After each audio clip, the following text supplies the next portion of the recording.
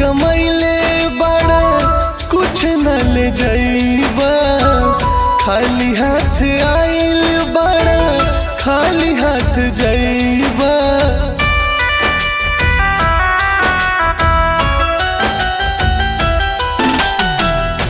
जवन कमैले बड़ा कुछ न ले जाइबा, खाली हाथ आइल बड़ा खाली हाथ जाइबा।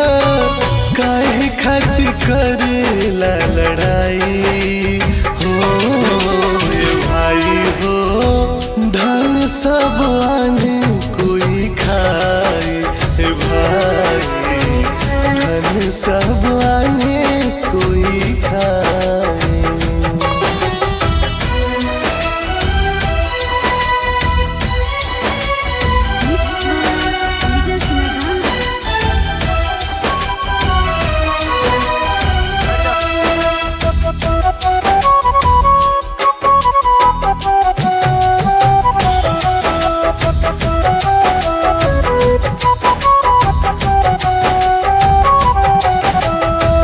लूट के कमाई सब बहदाल जाई, भाग्य में लिखल बा जितना उतने भेटाई।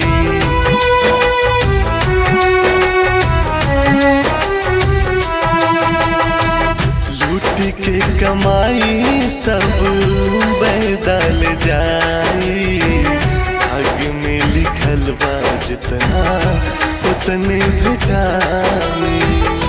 गौवा के लोग सभे है गुन गाई, गौवा के लोग सभे है गुन गाई। कई तो हर करम कमाई हो ये भाई हो, धन सब आने कोई खाए हे भाई, धन सब आने कोई खाए।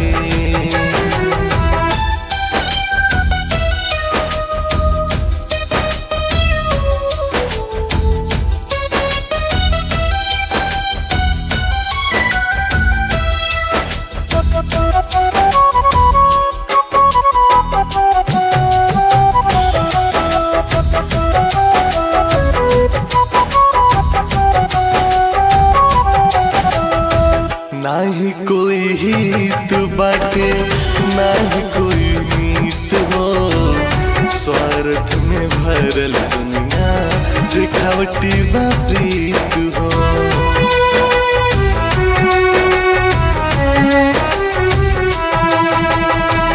नाही कोई हित बाटे नाही कोई मीत हो, स्वार्थ में भरल दुनिया दिखावटी बा प्रीत हो। गुड्डू बाबा कितना केहू करी बुराई, गुड्डू बाबा कितना केहू करी बुराई। शुभम दुबे छोड़िए ना भलाई हो ये भाई हो, धन सब आने कोई खाए हे भाई, धन सब